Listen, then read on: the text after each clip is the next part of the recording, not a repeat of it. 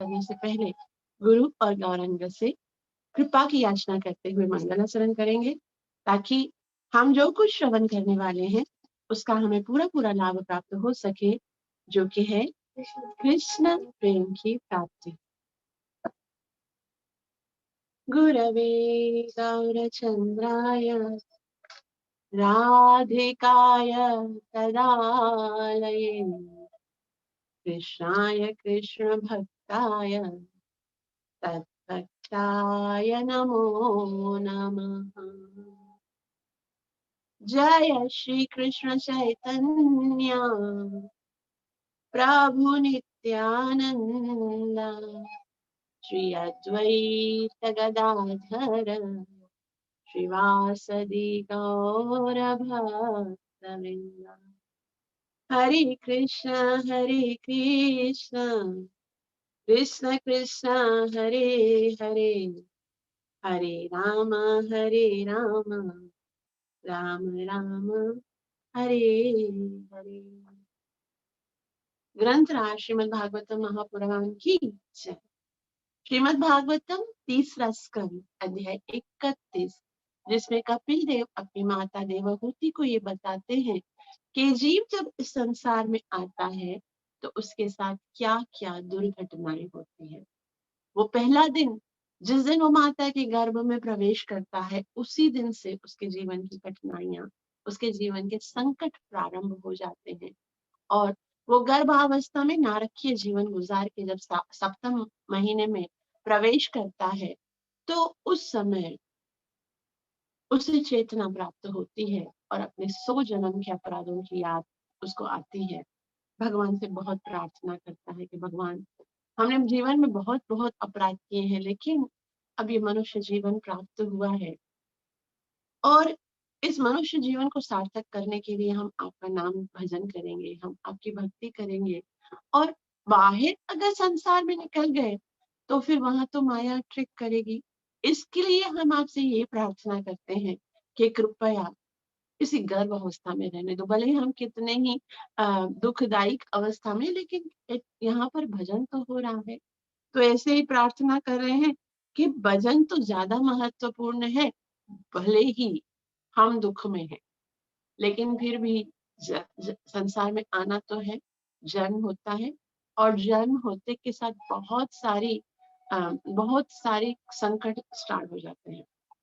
और जितने भी हमारे रिलेटिव होते हैं, उनको पता नहीं होता है कि हमारी क्या आवश्यकता है। बच्चे जो छोटा सा शिशु है वो रोता है, लेकिन समझता ही नहीं कोई कि उसके रोने का कारण क्या है।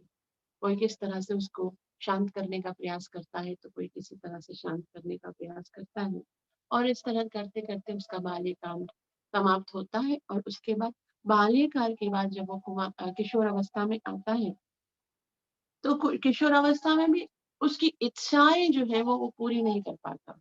इच्छाएं क्या होती हैं कि वो खेले, आनंद आनंद करे, लेकिन फिर उसको एजुकेशन प्राप्त करने के लिए किसी इंस्टीट्यूट में, गुरुकुल में या फिर स्कूल में भेज दिया जाता है। उसकी इच्छा होती है कि वो आना, एंजॉय करे, लेकिन फिर भी उसको बाध्य कर दिया जाता है कि आपको इतने बजे सोना है, इतने बजे उठना है, आपको ये करना है, ये करना है। तो जीव किशोर अवस्था में भी बहुत दुखी होता है। उसके बाद जब वो थोड़ा बड़ा होता है तो उसे लगता है कि अब मुझे भौतिक आनंद करना है। तो उसके बाद क्या होता है, श्लोक नंबर 29 से आज हम प्रारंभ करेंगे। कपिल देव कहते हैं, सहदेहेन मानेन वर्धमानानि मन्युना करोति विग्रहं कामी कामेष्वन्ताय चात्मनि। सहदेहेन मानेन, देहेन मानेन मतलब उसी देह में जिसने उसने इस दफा जन्म लिया है, उसी में झूठी प्रतिष्ठा को बढ़ाने के लिए वर्धमान नहीं मान्योना, फिर वो अपनी प्रतिष्ठा को बढ़ाना चाहता है, जिसके कारण उसे बहुत क्रोध होता है उसके जीवन में। झूठी प्रतिष्ठा को तथा क्रोध उसका साथ साथ में बढ़ता है, क्योंकि हृदय के अंदर इतनी काम ना पूरी होने के कारण बहुत सारी वासनाएं होती हैं, ये भी प्राप्त करना, ये भी प्राप्त करना, ये भी प्राप्त करना। और क्योंकि उसे प्राप्त नहीं होता है, इसलिए काम के द्वारा उसके जीवन में क्रोध बढ़ता है। और क्रोध जब बढ़ता है तो फिर उसके साथ साथ क्या होता है, करोति विग्रहम कामी काम विश्व काम काम विश्ववताय चात्मनि। और उस काम का कारण क्या होता है कि उसके जितने भी दूसरे उसके जैसे दूसरे कामी व्यक्ति होते हैं, उनकी जब इच्छाएं पूरी हो रही होती हैं या वो आगे निकलते हैं तो उनके साथ वैर और शत्रुता बढ़ जाता है। आज हम देखते हैं यही चल रहा है। जीव इच्छा करता है, उसकी इच्छा पूरी नहीं होती, वही इच्छा किसी दूसरे की पूरी हो रही होती है। तो इसके कारण जीव इतना क्रोधित रहता है, मन इतना अशांत रहता है। अपने को नहीं मिला उसका इतना दुख नहीं है, दूसरे को क्यों मिला उसका ज्यादा प्रॉब्लम है।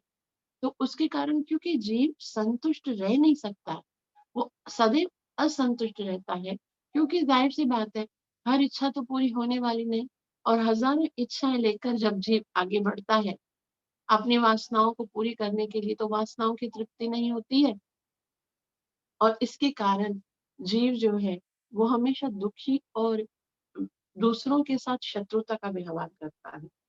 भले ही आज हम देखते हैं जो एक ही अ, एक ही जो कोलीग हैं आपस में जो एक साथ कार्य करते हैं, जो पार्टनर्स हैं, वो अच्छे से मिलते हैं लेकिन अंदर में उनके एक दूसरे के लिए वैर होता है, एक दूसरे के लिए शत्रुता होती है, क्योंकि जीव जो है वो दूसरों को आगे बढ़ता हुआ नहीं देख पाता है। तो बहुत ही सुंदर यहाँ श्री प्रभुपाद जी तात्पर्य में बताएंगे कि काम और क्रोध का कारण क्या है। अनुवाद देखिए, शरीर भरने के साथ ही जीव अपने आत्मा को परास्त करने के लिए अपनी झूठी प्रतिष्ठा को तथा क्रोध को बढ़ाता है। आत्मा को परास्त करने के लिए मतलब आत्मा, मैं आत्मा हूँ, मैं भगवान का दास हूँ, वो भूल जाता है। और फिर क्या कि मैं कौन हूँ, मैं ये शरीर हूँ। और अपने शरीर की झूठी प्रतिष्ठा को बढ़ाने के लिए वो क्या करता है, और क्रोध को बढ़ाता है। इस तरह अपने ही जैसे कामी पुरुषों के साथ वैर उत्पन्न करता है। दूसरे जो कामी पुरुष हैं जो इसी के जैसे उनके साथ वैर उत्पन्न करता है, अर्थात शत्रुता करता है। श्रील प्रभुपाद जी कहते हैं भगवत गीता 3.36 में अर्जुन ने कृष्ण से जीव की काम वासना के विषय में प्रश्न किया था। भगवान से अर्जुन ने पूछा था, अथ केन प्रयुक्तोऽयं पापं चरति पुरुषः अनिच्छन्नपि वार्ष्णेय बलादिव नियोजित। आप, हे गोविंद, आप ये बताइए कि वो कौन सा कारण है, अथ केन प्रयुक्तोऽयं पापम चरति पुरुषः, जिसके कारण जीव पाप करता है। हम देखते सारे जीव पाप करते हैं, जबकि जीव आत्मा तो भगवान का अंश है। भगवान का अंश है तो सच्चिद आनंद स्वरूप है उसका। उसको पाप करने की प्रवृत्ति क्यों होती है, होता क्या है ऐसा जिसके कारण जीव आत्मा पाप करती है, गलत कार्य करती है। तो भगवान उसका बहुत ही सुंदर उत्तर देते हैं कि अर्जुन, जीव अपने इस वास्तविक स्वरूप को भूल जाता है और अज्ञानता के कारण इस भौतिक शरीर को ही मैं मान बैठता है। और फिर जब ये भौतिक शरीर को मैं मानता है तो इस भौतिक शरीर की जो काम वासनाएं, इच्छाएं हैं, उसके कारण ही जीव अपराध करता है। काम ऐसा, और काम जब पूर्ण नहीं होता है तो क्या होता है, तो क्रोध उत्पन्न हो जाता है। और क्रोध के बाद क्या होता है, फिर तो क्रोधात भवति सम्मोह, सम्मोह स्मृति विभ्रम, स्मृति भ्रंशात बुद्धिनाशो, बुद्धिनाशात प्रणश्यति। तो श्रील प्रभुपाद जी कहते हैं भगवत गीता 3.36 में अर्जुन ने कृष्ण से जीव की काम वासना के विषय में प्रश्न किया। यह पूछा कि जब जीव शाश्वत है और इस तरह वह गुणात्मक रूप से परमेश्वर ही के समतुल्य है, तो क्या कारण है कि वह भवसागर में आ गिरता है और माया के वशीभूत हो अनेक पाप कर्म करता है। तो इस प्रश्न का उत्तर देते हुए कृष्ण ने कहा, काम वासना के कारण जीव आत्मा उच्च पद से अधम पद तक आ जाता है। हमारा पद बहुत ऊंचा है, ममई वंश, भगवान ने अपना अंश पुकारा, भगवान ने अपने जैसा बनाया, लेकिन हम अपने इस उत्तम पद से नीचे गिर गए हैं। इसके कारण काम वासना के कारण। तो परिस्थिति वश यही काम वासना क्रोध में परिणत हो जाती है। काम वासना तथा क्रोध रजोगुण रजोगुण पद पर है। काम वासना वास्तव में रजोगुण से उत्पन्न होता है और काम इच्छा की तृप्ति न होने से पर वह तमोगुण पर पद पर क्रोध में परिणत हो जाता है। पहले तो काम वासना होता है, वो रजोगुण का है। रजोगुण फिर भी तमोगुण से ऊपर, लेकिन काम वासना पूरी नहीं होती तो और भी। पहले जीव शुद्ध सत्व है, इच्छा आती है तो सत्व में आता है। काम वासना बढ़ जाती है तो फिर वो रजोगुण में आता है, और काम वासना पूरी नहीं आती है तो वो क्रोध क्रोध तमोगुण में आ जाता है। और फिर रजोगुण से उत्पन्न होती है और कामेच्छा की तृप्ति न होने पर वह तमोगुण पद पर क्रोध में परिणत हो जाता है। जब अज्ञान आत्मा को आच्छादित कर देता है तो जीव नारकीय जीवन की सर्वाधिक अधम स्थिति में आ गिरता है। तमोगुण का जब और भी प्रभाव बढ़ता है तो फिर जीव जो है वो अधम योनियों में जाता है, नारकीय जीवन में सर्वाधिक अधम स्थिति में चला जाता है। अपने को नारकीय जीवन से आध्यात्मिक ज्ञान के सर्वोच्च पद तक उठाने के लिए इस काम वासना को कृष्ण प्रेम में प्रणीत करना होता है। अब श्रील प्रभुपाद जी उसका सॉल्यूशन बता रहे हैं कि ये तो अज्ञानता के कारण हो गया कि हम अपनी इंद्र तृप्ति के लिए कार्य कर रहे हैं, या वो इंद्र तृप्ति ना होने के कारण ये तो करोड़ों करोड़ों जन्मों से कर ही रहे हैं। लेकिन अब यदि हम अपना उद्धार चाहते हैं, इन काम वासना क्रोध और इन तमोगुण से बचना चाहते हैं, तो बहुत ही सुंदर उसका उपाय बता रहे हैं कि अपने को नारकीय जीवन से आध्यात्मिक ज्ञान के सर्वोच्च पद तक उठाने के लिए। ये नारकीय जीवन है जिसमें रजोगुण है, काम वासना है, जिसके अंदर क्रोध है, जिसके अंदर शत्रुता है। और अब उससे यदि हम आध्यात्मिक ज्ञान के सर्वोच्च पद तक उठना चाहते हैं तो उठाने के लिए काम वासना को कृष्ण प्रेम में परिणत करना होगा। काम वासना खत्म नहीं होगी, वही काम वासना को डाइवर्ट करके भगवान के चरणों में लगाना होगा। तो फिर वो क्या बन जाएगा? कृष्ण प्रेम। वैष्णव संप्रदाय के महान आचार्य श्री नरोत्तम दास ठाकुर ने कहा, काम कृष्ण कारपणेन, यानी काम वासना को के कारण हम इंद्रिय तृप्ति के लिए अनेक वस्तुएं चाहते हैं, किंतु इसी काम वासना को इस प्रकार शुद्ध किया जा सकता है कि हम भगवान को प्रसन्न करने के लिए सारी इच्छाएं करें। कर्मार्पणे, काम कृष्ण कर्मार्पणे, यानी काम की जो भी हृदय के अंदर वासना आती है वो सारी कृष्ण के लिए यदि की जाए, वो हर इच्छा यदि कृष्ण के साथ, उसे देखना है तो कृष्ण को देखो, उसके लिए कुछ करना है तो कृष्ण के लिए करो, उसके लिए कुछ गाना है तो कृष्ण के लिए गाओ। तो अगर ये सारे कार्य कृष्ण के लिए होते, काम वासना के कारण हम इंद्रिय तृप्ति के लिए अनेक वस्तुएं चाहते हैं। क्या चाहते हैं? ये होना चाहिए। काम वासना की बहुत सारी डिटेल्स हैं, किंतु इसी वासना को इस प्रकार शुद्ध किया जा सकता है कि हम भगवान को प्रसन्न करने के लिए सारी इच्छाएं करें। रात रात भर बैठ कर उससे उससे बात करनी है तो हम गीता पढ़ सकते हैं, और हम हरि नाम का संकीर्तन कर सकते हैं।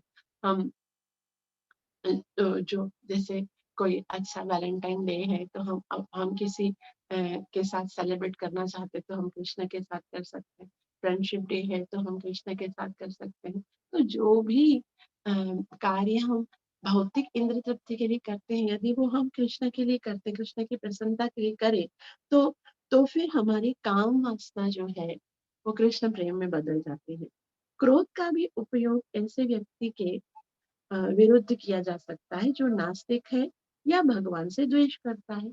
तो ये काम क्रोध ये हृदय में है ना, तो ये है ही, लेकिन इसको खत्म नहीं कर सकते, कम से कम डाइवर्ट करेंगे। क्रोध ऐसे द्वेषी व्यक्तियों के साथ कर सकते हैं जो कि नास्तिक है या भगवान से द्वेष करते हैं। क्योंकि हम काम तथा क्रोध के कारण इस संसार में आ गिरे हैं, अतः दोनों गुणों का उपयोग कृष्ण भक्ति को बढ़ाने के लिए प्रयुक्त किया जा सकता है। तो ये दोनों जो गुण है, कौन से, या अवगुण है, काम और क्रोध, उनको कृष्ण भक्ति बढ़ाने के लिए किया जा सकता है। और मनुष्य पुनः अपना पूर्व शुद्ध आध्यात्मिक पद प्राप्त कर सकता है। बस इतना ही करना है।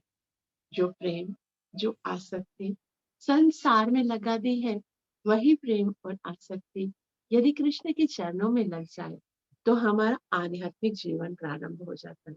अतः श्रील रूप गोस्वामी की संस्तुति है कि चूंकि हम संसार में इंद्र तृप्ति के की ऐसी अनेक वस्तुएं हैं जिनकी आवश्यकताएं शरीर के पालन के लिए पड़ती है, अतः हमें निष्काम भाव से इन सब का उपयोग कृष्ण की इंद्र तृप्ति की इंद्रियों को तुष्ट करने के लिए करना चाहिए।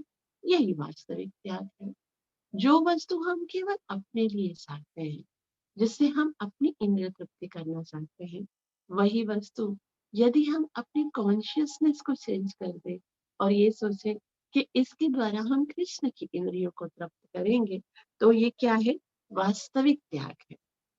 निज इंद्रिय तृप्ति वांछा कारणाम काम कृष्ण इंद्रिय प्रीति वांछा धरे प्रेमना। बस कृष्ण कॉन्शियसनेस में चेंज ऑफ द कॉन्शियसनेस। पहले हम हर चीज को स्वयं को भोक्ता समझकर भोग करके आनंदित होना चाहते हैं, जो कि संभव ही नहीं है। वास्तविक तरीका क्या है कि जैसे जड़ में पानी देकर हम पूरे वृक्ष को संतुष्ट कर सकते हैं, जैसे पेट को खाना खिलाकर हम पूरे शरीर को संतुष्ट कर सकते हैं, वैसे ही यथा तरोमूल निषेचनेन तृप्यन्ति तत्स्कंद भुजोपशाखा प्राणोपहाराच यथेन्द्रियाणां तथैव सर्वाणाम् अच्युतेज। उसी तरह से यदि हम स्वयं को आनंदित करना चाहते हैं, क्योंकि आत्मा तो भगवान का अंश है, तो उसलिए क्या करना है? तो यहाँ पर रूप गोस्वामी कहते हैं कि संसार में इंद्रिय तृप्ति की ऐसी अनेक वस्तुएं हैं जिनकी आवश्यकता शरीर पालन करने के लिए पड़ती है। जैसे जैसे खाना है, भोजन, जल, वायु, या फिर है ना दूसरी जो भी जरूरी वस्तुएं हैं हमारे लिए, वो सब है तो जरूरी चाहिए होती है, इनके बगैर भी रह नहीं सका जा सकता। तो अतः हमें निष्काम भाव से इन सब का उपयोग कृष्ण के इंद्रियों के लिए, भोजन बना रहे तो ये सोच करने की अपने लिए कर रहे हैं, कृष्ण के लिए कर रहे हैं। कुछ भी यदि शरीर इंद्रिय तृप्ति के लिए जो वस्तुएं हमें नेसेसरी लगती है, उनको पहले भगवान को समर्पित करें, तो ये बहुत बड़ा त्याग है। तो ये करना सीखना है धीरे धीरे। पहले हमको लगेगा कि नहीं, हम तो ऐसा कर रहे हैं जैसे कि हम अ, भगवान को दिखा रहे हैं और स्वयं उसका भोग कर रहे हैं। तो हो सकता है शुरू में ऐसा लगे, लेकिन भगवान के साथ जब हम संबंध जोड़ते हैं तो धीरे धीरे धीरे वासना समाप्त होती है, और जब वासना समाप्त हो जाती है तो वो काम प्रेम में परिणमित हो जाता है। उसके बाद कपिल देव कहते हैं, भूतै पंचभिरारब्धे देहे देह्य बुधौ सखे अहं ममेत्य सद्ग्राह करोति कुमतिर्मतिम्। भूतैर पंचभिरारब्धे, भूतैर मतलब भौतिक तत्व है। कौन कौन से? 5 हैं, पृथ्वी, जल, अग्नि, वायु और आकाश। भूतैर पंचभिर आरब्धे देहि देह्य बुधो। देहि यानी ये शरीर, देह्य मतलब ये शरीर के अंदर जो जीव है वो अबुध यानी वो अज्ञानी है, सकृत निरंतर। तो ज्ञान का स्वरूप है, भगवान का स्वरूप है, वो भगवान का अंश है, लेकिन जब वो इस पंचभूत से बने हुए शरीर के अंदर चला जाता है तो फिर वो अपने वास्तविक ज्ञान को भूल जाता है और क्या सोचता है? अहम ममेत्य सद्ग्राह। अहम ममेत्य, मैं ये शरीर हूँ और जो ये वस्तुएं हैं, जो ये व्यक्ति है, वो मेरे हैं। मैं और मेरा के चक्कर में फंस जाता है। असद्ग्राह, असद्ग्राह मतलब कि अस्थायी वस्तुएं हैं, उनकी ओर उसका आकर्षण होता है, वो उनको स्वीकार करता। करोति किमुतिर्मति, करोति मतलब वो करता है, किंतु यानी मूर्ख होने के कारण, मतिम मना ये विचार, वो मूर्ख है तभी तो इस भौतिक जगत की वस्तुओं व्यक्तियों को अपना समझता है। वो ये नहीं देखता कि इससे पहले भी कितने आए, वो सब भी इन वस्तुओं को अपना समझ रहे थे लेकिन छोड़ के चले गए। आज मैं भी जिन जिन को अपना समझ रहा हूँ, कल मुझे भी छोड़ के जाना पड़ेगा। तो करोति किमितुर्मति, वो इसलिए ऐसा सोचता है क्योंकि वो मूर्ख है। उसको उसको ये अक्ल नहीं है कि मैं तो भगवान का अंश हूँ, तो इन भौतिक वस्तुओं से मेरा क्या काम है। तो क्योंकि वो देह के अंदर ये आत्मा चली गई है, तो इन देह के कारण उसको अज्ञान हो जाता है और इसके कारण वो मिथ्या अ, अस्थायी वस्तुओं को अपना मान बैठते हैं। अनुवाद, ऐसे अज्ञान से जीव पंच तत्वों से निर्मित भौतिक शरीर को स्व मान लेता है। इस भ्रम के कारण वह क्षणिक वस्तुओं को निजी समझता है और अंधकारमय क्षेत्र में अपना अज्ञान बनाता है। श्रीला प्रभुपाद जी कहते हैं, इस श्लोक में अज्ञान के विस्तार की व्याख्या हुई है। पहला अज्ञान है पंच तत्व निर्मित अपने शरीर को स्व मान बैठना, और ये हम सब करते हैं। हम अपने आप को सबसे बड़ा ज्ञानी मानते हैं। आज हम देखते हैं इस भौतिक जगत में सबसे ज्यादा स्पेशलिटी किसको दी गई है? ये शरीर को ही तो दी गई है। आज हम किसको आत्मा के स्वरूप में देखते हैं? बस बॉडी लैंग्वेज की बात चलती है।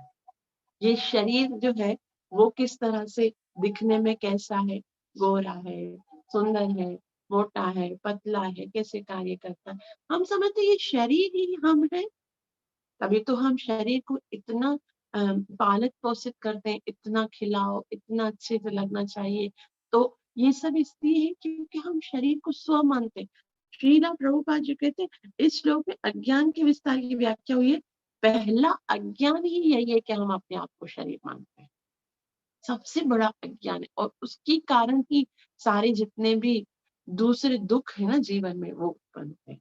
तो स्व मान बैठता है। और दूसरा है कि शरीर से संबंधित किसी वस्तु को अपने, अहम ममैति, ये बताए, अहम ममैत्य असद ग्राह, और फिर असद वस्तुओं को जो अस्थायी है उनको स्वीकार करता है। मैं ये शरीर हूं ही नहीं, और इसलिए अगर क्योंकि मैं शरीर नहीं हूँ, मैं आत्मा हूँ, तो फिर इन भौतिक वस्तुओं से तो मेरा कोई सरोकार नहीं है, मेरा कोई संबंध नहीं है।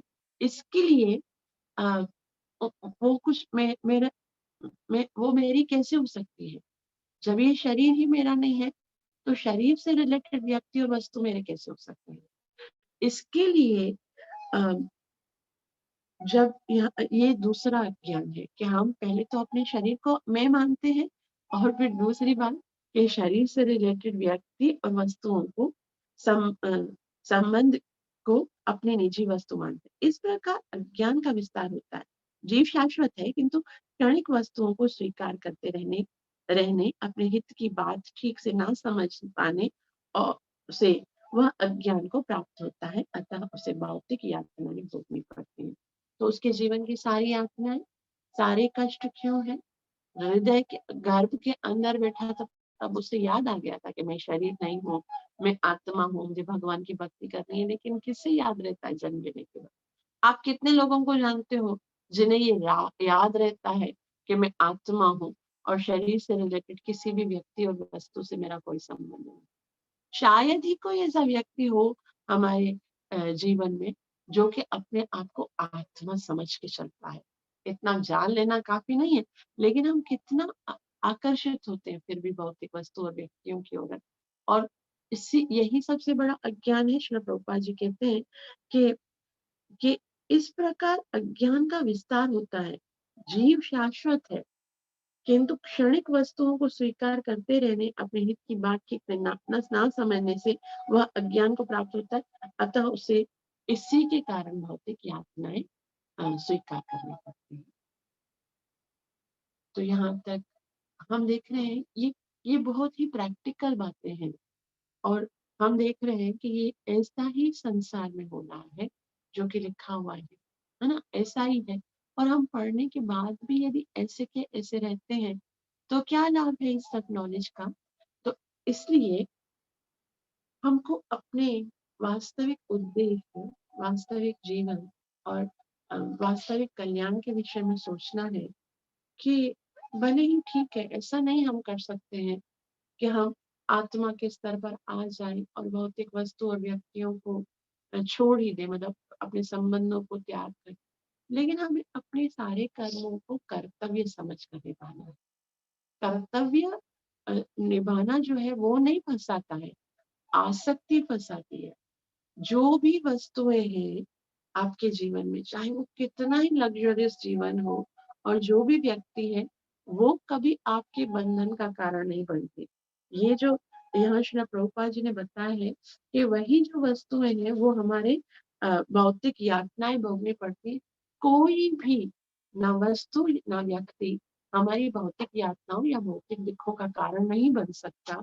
उसका कारण हम स्वयं हैं।